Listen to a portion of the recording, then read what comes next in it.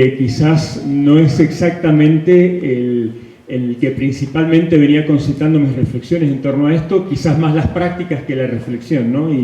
Y además quiero señalar que quizás mucho de lo que voy a decir, para quienes hayan estado siguiendo la noticia, la actualidad de la conflictividad minera y sobre el petróleo en nuestra provincia, quizás esto les va a sonar mucho a inventario y clasificación de las noticias por todos conocidas. Pero bueno, me pareció útil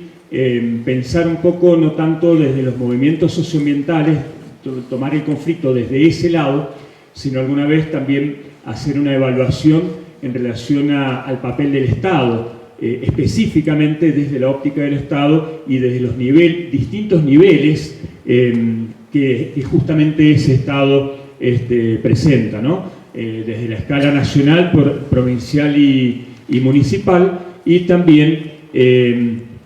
desde los distintos poderes, ¿no? El ejecutivo, el legislativo, judicial, incluso los órganos de extrapoder del Estado, de cómo esto fue evolucionando a lo largo de la última década, y inclusive también ver si hay diferencias o no en función de los partidos que hayan estado en el poder, y esto tomarlo, Paco, por favor, sí, a través de... ¿lo paso de acá? Si querés. A través de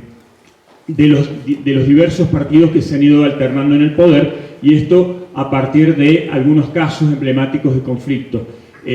Quiero decir de entrada que, por supuesto, esta temática es muchísimo más amplia. Yo apenas voy a hacer un resumen. Es imposible abarcar todo lo que se refiere a la cuestión del Estado en estos pocos minutos. Y, por ejemplo, en ese sentido, creo que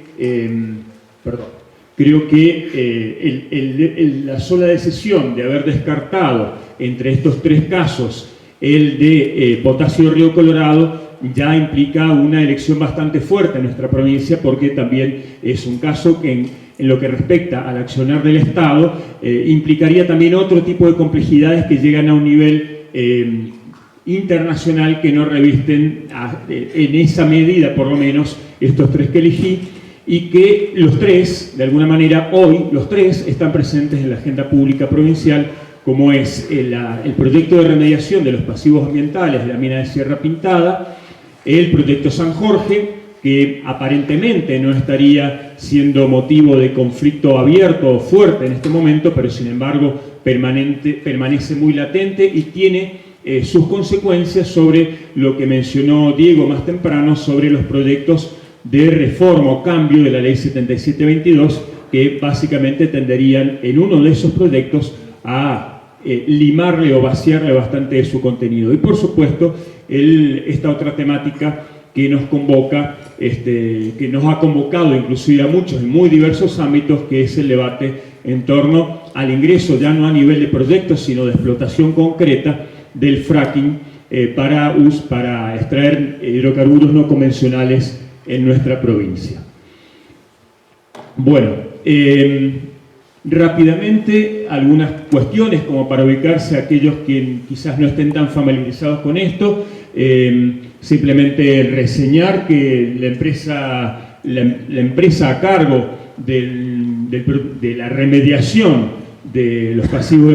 ambientales de la mina de uranio de Sierra Pintada es precisamente la Comisión Nacional de Energía Atómica, y como tal una empresa de carácter estatal. Yo ahí señalé los periodos más álgidos de conflicto, lo cual no significa que haya empezado el caso de Sierra Pintada exactamente en el 2006, pero sí a partir del momento en que se torna más álgido, ¿no? Lo mismo el caso de San Jorge, cuya exploración comienza en la década del 60, pero el conflicto estalla a partir de septiembre del año 2008, cuando el intendente de Las Heras anuncia y da prácticamente por hecho que el proyecto se va a llevar adelante. Y respecto del fracking, esa fecha del 2017 también es quizás un poco arbitraria, inclusive aplicándole al caso de la provincia de Mendoza, por dos motivos. Una, por las sospechas de que haya habido fracking bajo cuerda, sin evaluación específica de este tipo de explotación en años anteriores por parte de algunas otras empresas, y por otro lado porque en función del conocimiento que se tenía del avance del fracking a nivel nacional, ya en el año 2013 varios municipios llegaron a sancionar ordenanzas municipales antifracking, ¿no? Bueno, todos sabemos que San Jorge es una empresa privada de carácter transnacional, más allá de que tenga su filial mendocina. Los capitales originariamente eran canadienses y luego fue vendida a capitales rusos, con inclusive radicados en sedes como Chipre, que constituyen paraísos fiscales. Y finalmente el caso del fracking, que todos conocemos, se ha hablado mucho de la empresa privada de capital nacional, particularmente la participación del grupo Vilamanzano, y de capital extranjero, ¿no? A través de Mercuria y hoy absorbida por Phoenix Global Resources, ¿no? Capitales principalmente europeos. Pero también está en juego la entrada en el escenario de YPF Sociedad Anónima, que como tal es una empresa mixta, recordémoslo bien, con una importante participación de capital privado, tanto nacional como extranjero. Bueno, los distintos minerales a los cuales apuntan a obtener y la diferencia en cuanto al tipo de actividad que implicarían estos proyectos. Ahora, si nos referimos a qué instituciones del Estado Nacional participaron o participan en cada caso, por supuesto, ya mencioné que en el caso de Sierra Pintada intervino la CENEA en el marco del Plan Nuclear Argentino, recibiendo un fuertísimo impulso por parte del Estado Nacional, gestión tras gestión, pero que además podríamos decir que la CENEA en cierta medida hasta constituye una suerte de pequeño Estado dentro del Estado con su dinámica propia. Y bueno, en el caso de San Jorge y del fracking, sin duda, bueno, las respectivas secretarías, tanto de Minería y de Energía de la Nación, como fuertísimos impulsores de ambos, digamos, de la minería y del fracking en general, desde el nivel nacional, como fuertes impulsores de este proyecto.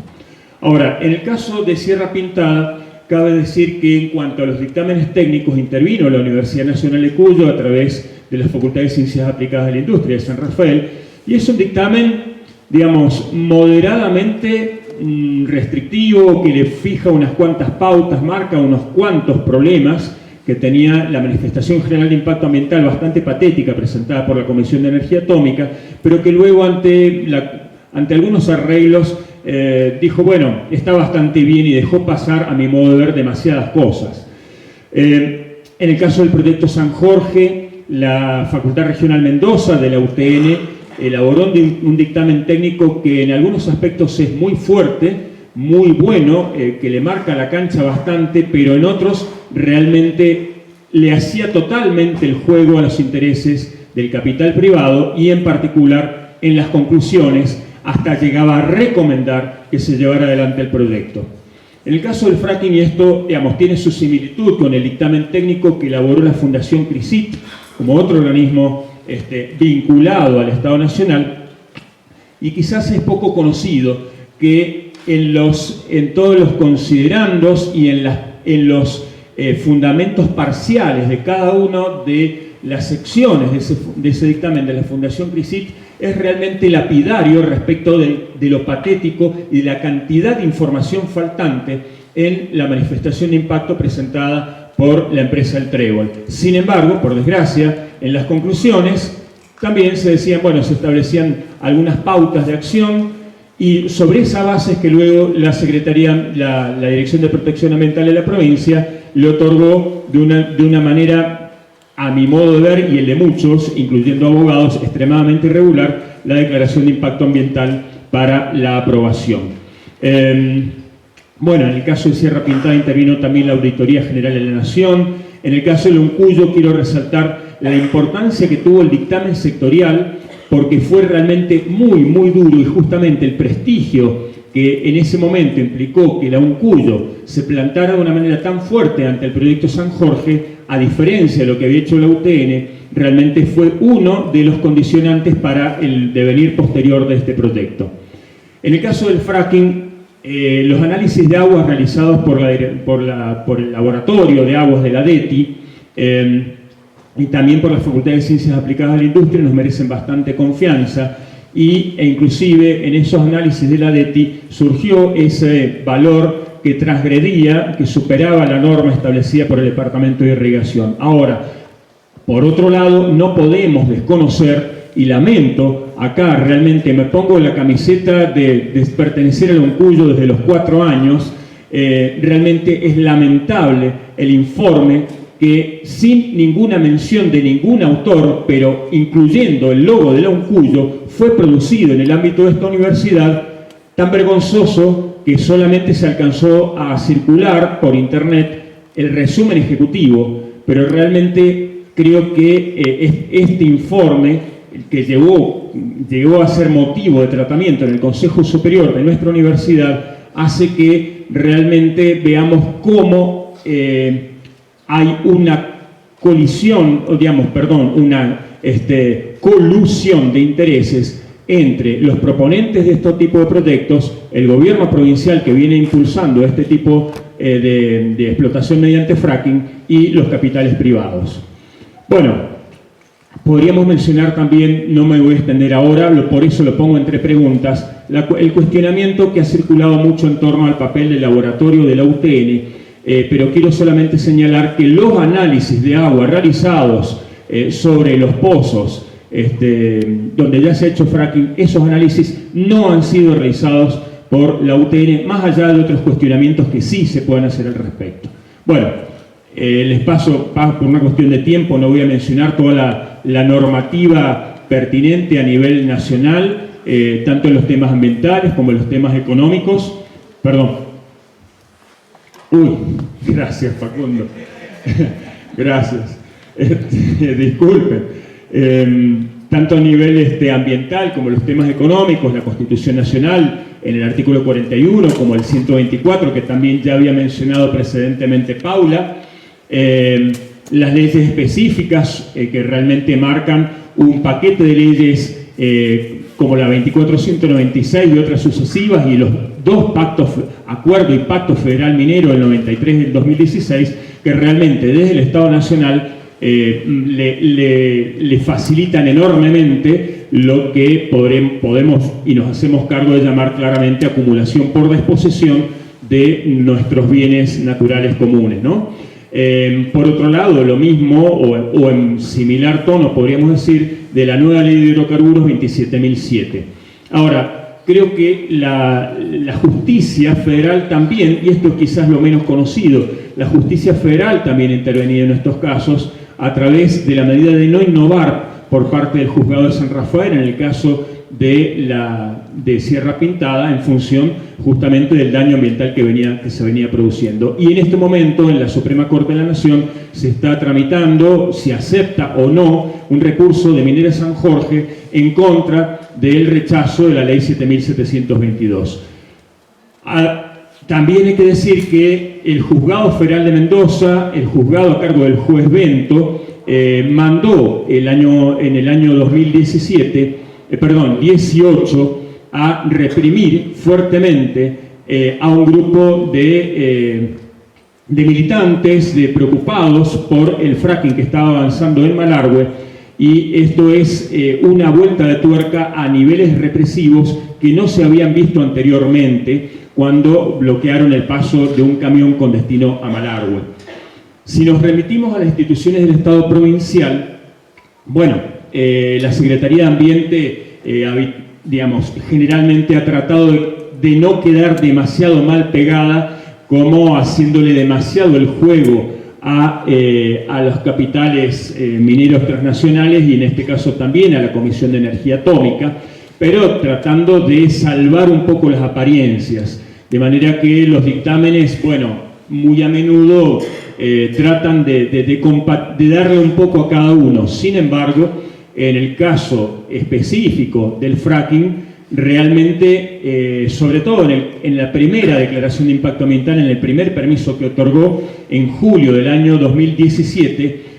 comparto plenamente el criterio del grupo de abogados que presentó una denuncia penal por abuso de autoridad e incumplimiento de los deberes del funcionario público contra la directora de Protección Ambiental, el secretario de Ambiente y otras autoridades provinciales. Porque realmente, como dije anteriormente, el dictamen de la Fundación CRECIT de ninguna manera podía ser obviado en la mayor parte de su articulado y sus especificaciones, y se permitió que al día siguiente de ingresar ese dictamen ya comenzara la operación de fracking en Malargüe, con el argumento de que de alguna manera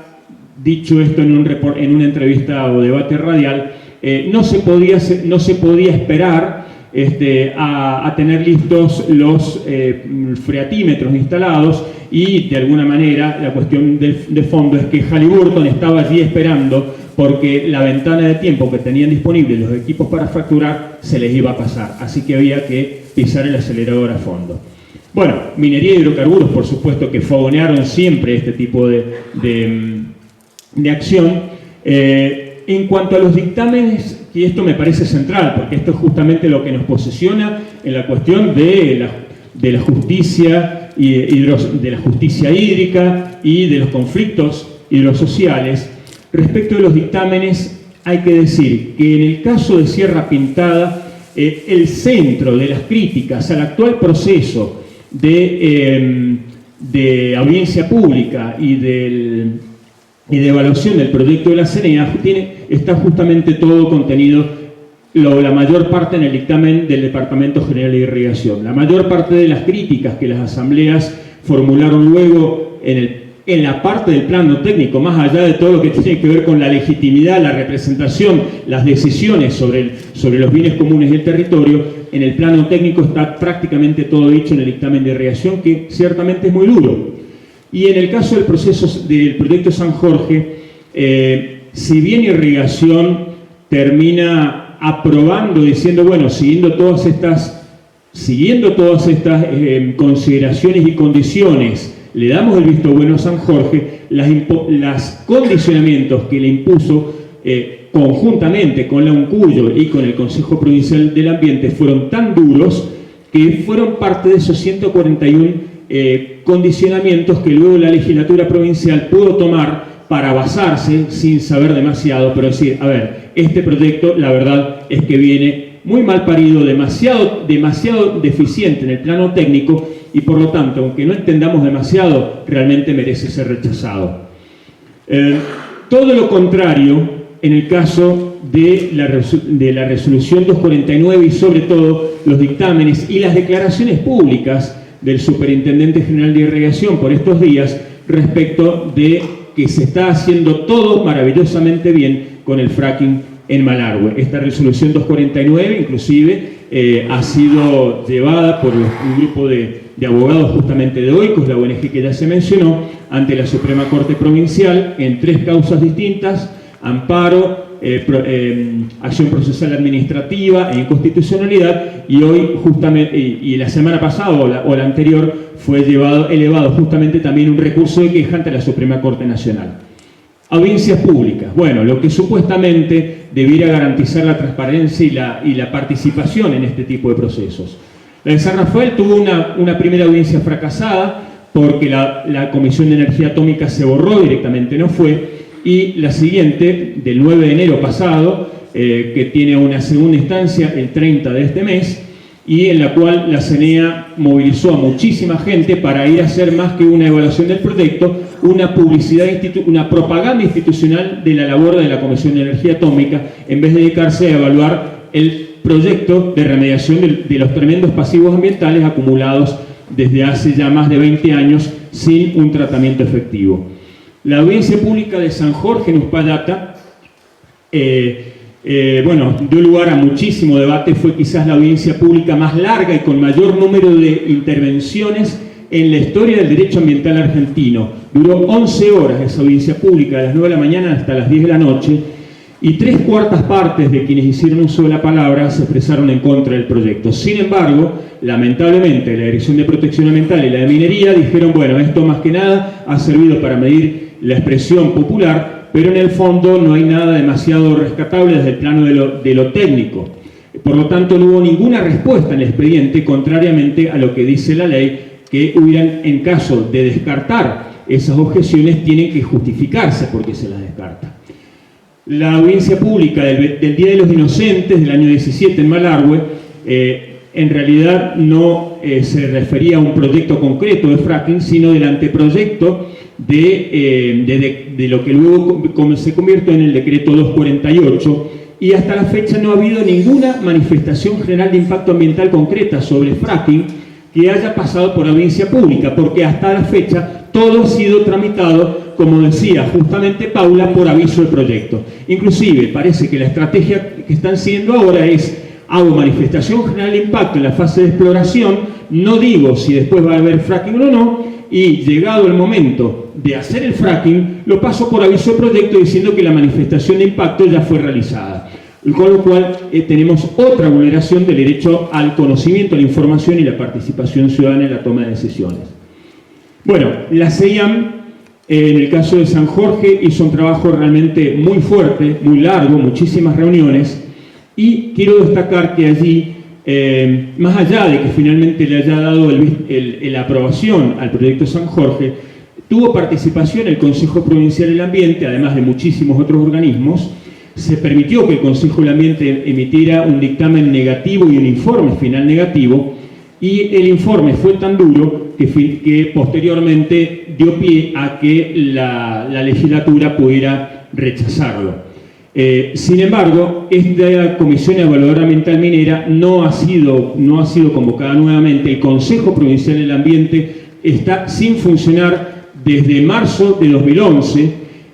Hubo un par de reuniones convocadas por el actual gobierno, pero en las cuales prácticamente no se llegó a nada demasiado concreto, y a pesar de los reiterados pedidos, no ha vuelto a funcionar en los últimos 3 años. Bueno, al final, disculpen. Por último, a ver, ¿qué pasó? Se me trabó acá, así que voy a leer de ahí. Bueno, finalmente, por supuesto, el papel de la legislatura provincial con, obviamente, la ley 7722, que es un proceso previo, pero que es el marco en el que se desenvuelven todas estas luchas. En el caso de Sierra Pintada, hubo una resolución, inclusive de la legislatura provincial, que sucesivos directores de minería pretendieron ignorar. Muchos directores de minería, inclusive el hoy en funciones, que es el mismo que venía desde el gobierno anterior con otro signo político, llegaron a decir que no se podía remediar Sierra Pintada porque la 7722 prohíbe el ácido sulfúrico, omitiendo que en la ley la remediación no está incluida en la prohibición. Y no solo eso, sino que la propia Cámara de Diputados se lo ha dicho expresamente a la CNEA en diciembre del año 2007. Bueno, para el caso del proyecto San Jorge hubo de todo. La ley 7722, por supuesto, lo que por ahí se conoce como la toma, entre comillas, de la legislatura, que fue el ingreso de unas 1000 personas durante un tiempo de 2 horas aproximadamente en febrero del año 2011, en el momento más álgido de la protesta y de cuando el Ejecutivo ya había aprobado ese proyecto. Luego vino finalmente, luego de muchos vaivenes y de que los diputados se hicieran los distraídos, pretendiendo pasar de largo el periodo de las elecciones, finalmente lo rechazaron. Pero no podemos desconocer que San Jorge es también una de las principales impulsoras de estos 2 proyectos de reforma de la ley. En cuanto al fracking, bueno, hubo proyectos de moratoria primero y de prohibición posteriormente. Inclusive uno de ellos retoma el anteproyecto a la letra elaborado por las asambleas mendocinas por el agua pura, pero bueno, lamentablemente duermen el sueño de los justos en los archivos, digamos, no todavía en los archivos, pero sí entre los expedientes a la espera de ser tratados. No podemos obviar que la protesta y las manifestaciones sociales se están desarrollando en un clima bastante más enrarecido que en años anteriores en función de la vigencia del nuevo Código Contravencional.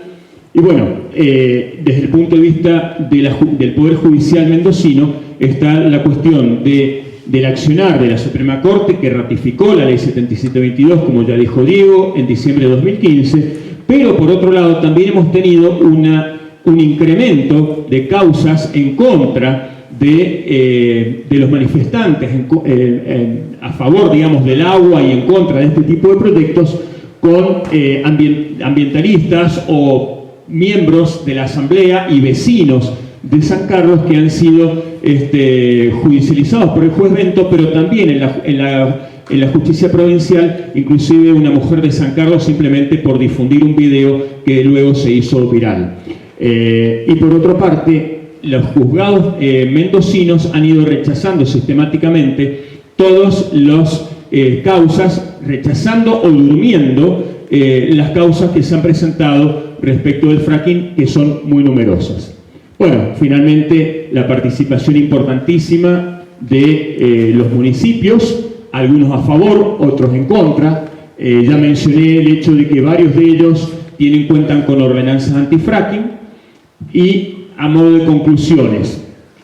por una parte, esto son conclusiones, uno puede decir, bueno, ¿dónde está la base empírica? Bueno, algunas de las cosas estaban en las tablas anteriores, muchas otras cosas no. Por una parte, el accionar de las múltiples instituciones del Estado ante este tipo de proyectos extractivos dista mucho de ser un bloque homogéneo, sino que es realmente muy diverso. No podemos decir que el Estado en bloque actúa a favor o en contra. Por otra parte, los poderes ejecutivos sistemáticamente han actuado muy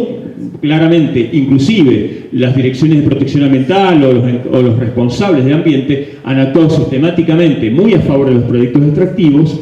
y cuando estuvieron a cargo del Poder Ejecutivo, los dos partidos mayoritarios de nuestra provincia priorizaron las actividades extractivas por sobre el cuidado del ambiente. Ahora, estos partidos, cuando fueron oposición en la legislatura o en los consejos deliberantes, el discurso y el accionar de los partidos en el rol opositor ha sido muy fluctuante en función de la opinión y el grado de compromiso u oportunismo personal de los políticos, de cada legislador o concejal, y también de las diversas coyunturas, a tal punto que, bueno, es muy conocida la expresión del panqueque entre las asambleas mendocinas para referirse a distintos políticos de la clase política mendocina. En nuestra provincia, además, y esto me parece muy importante, la conjunción de resistencias y movimientos socioambientales de coyunturas electorales, y particularmente los años 2007, 2011 y 2015, y vaya a saber ahora del año 2019, en que se elegía gobernador y renovación de las cámaras, más los desastres ambientales como los de Brasil y Veladero, que intervinieron en fueron evocados en el fallo de la Corte sobre la 7722, han intervenido de modo bastante decisivo. Y los motivos, esto también me parece es una pregunta más que una conclusión, que los motivos por los cuales estas resistencias y coyunturas no dieron resultados similares en otras provincias, realmente hay algunas cosas han sido dichas, pero creo que es un tema en sí mismo que merecería ser investigado con mayor profundidad. Y